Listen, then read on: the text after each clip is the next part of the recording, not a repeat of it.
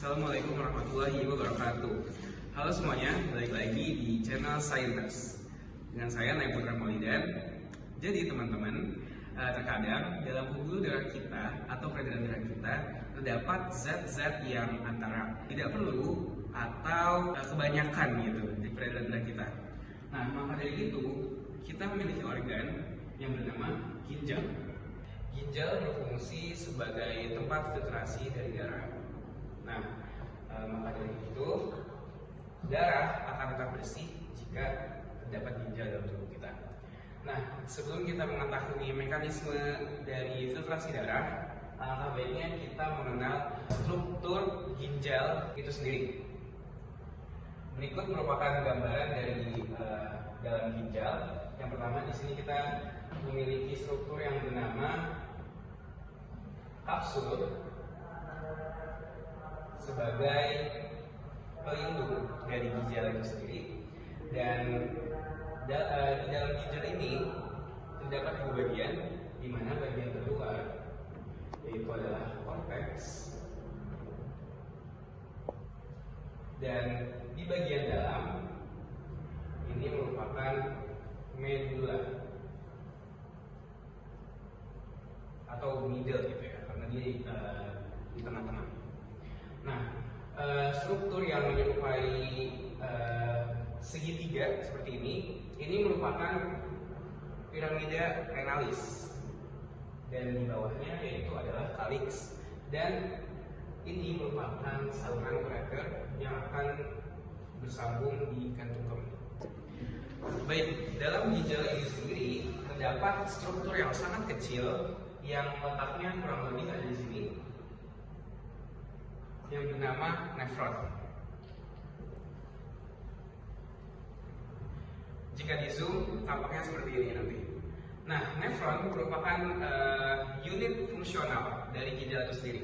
Jadi struktur bagian terkecil dari ginjal ini justru yang merupakan bagaimana mekanisme filtrasi itu tersebut terjadi. Mekanisme filtrasi dimulai dari arteri, di mana arteri bercabang menjadi arteriol lebih kecil lagi, dan di sini merupakan arteriol yang bisa dinamakan arteriol afferent, A yang menunjukkan ke atas gitu ya.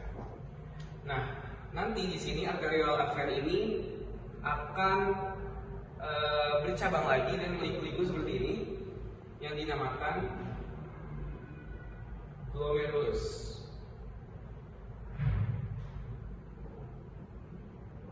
Seperti itu. Nah, pada arteriol ini peredaran darah itu memiliki tekanan yang cukup besar gitu ya, karena si peredaran ini bercabang. Jadi logikanya tuh si darahnya itu lebih dempet-dempetan lagi dan juga tekanan lebih besar. Nah, maka dari itu darah-darah ini yang terbawa dari arteriol ke glomerulus akan terfiltrasi lewat dinding-dinding kapsula Bowman.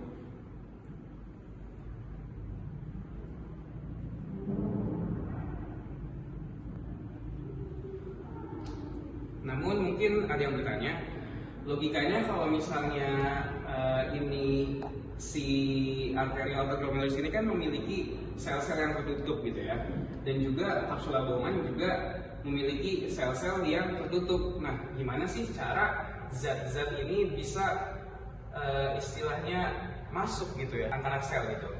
Nah, jadi si arteriol ini atau glomerulus ini memiliki sel yang bernama endotel.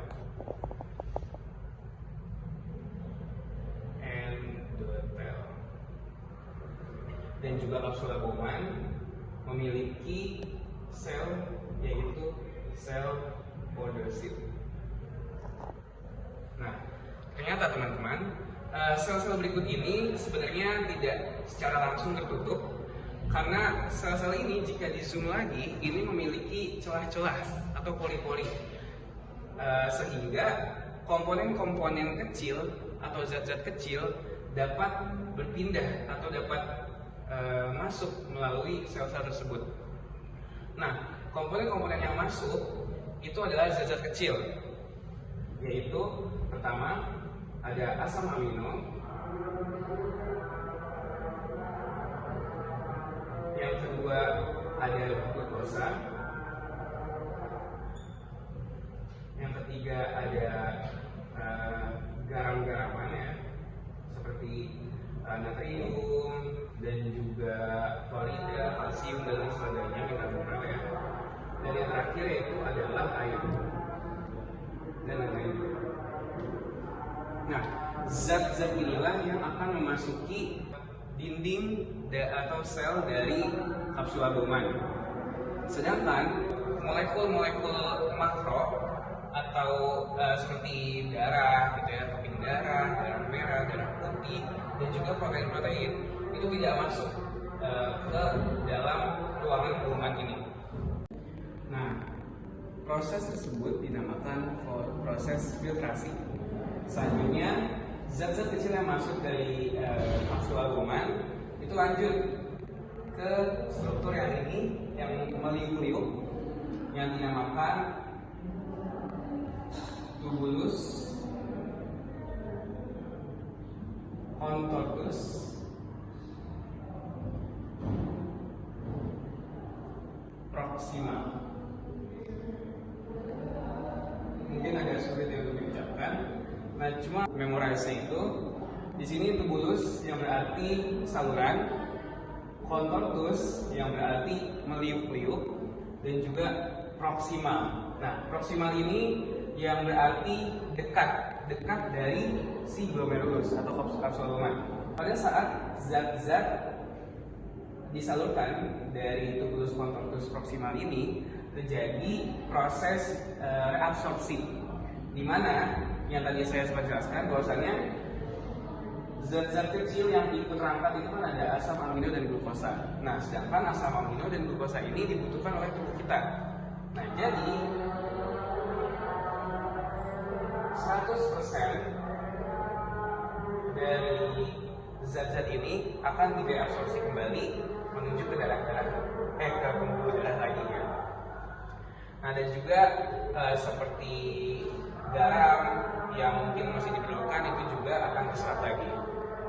Selanjutnya, setelah melewati tubulus contortus proximal, di sini kita akan berkenalan dengan lengkung Henle. Di mana lengkung Henle ini, oh ya sebelumnya perlu diketahui bahwasanya medula ini ya, medula itu bersifat asin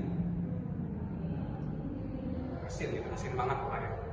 Nah, tadi zat-zat yang sudah melalui tahapan filtrasi dan reabsorpsi nanti lanjut di lengkung Henle. Nah, karena medula ini asin, jadi zat-zat dan juga air-air gitu ya yang masuk ke lengkung Henle otomatis akan bergerak secara osmosis gitu ya, keluar dari lengkung Henle.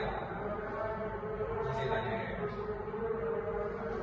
Maka dari itu pada saat proses di lengkung Henle ini dapat disebut juga pelepasan air yang sangat besar gitu ya dalam nefron ini. Nah, lanjut karena air yang udah selesai ini airnya udah pada berosmosis gitu ya keluar, sisa zat-zat terlarut gitu ya.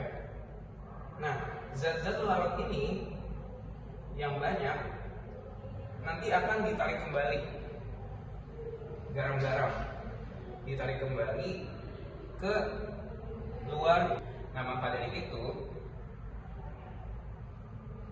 mengapa medula itu asam, karena pada saat lengkung Henle ke atas itu akan mengeluarkan garam. Nah, selanjutnya sudah dari tahapan lengkung Henle balik lagi ke atas, yaitu tubulus contortus distal yang berarti jauh dari kapsul albumen. Nah, pada saat di tubulus contortus distal ini terdapat proses penambahan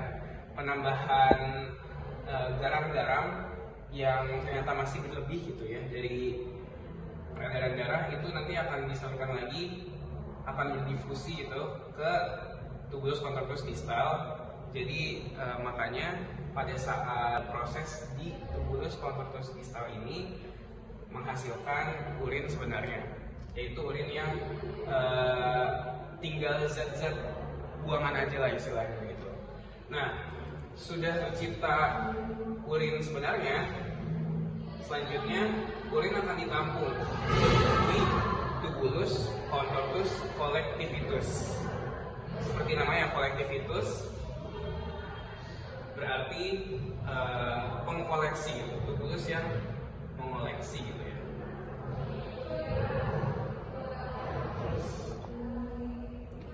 Nah, sudah di tubulus contortus collectivus, kita balik lagi ke ginjal.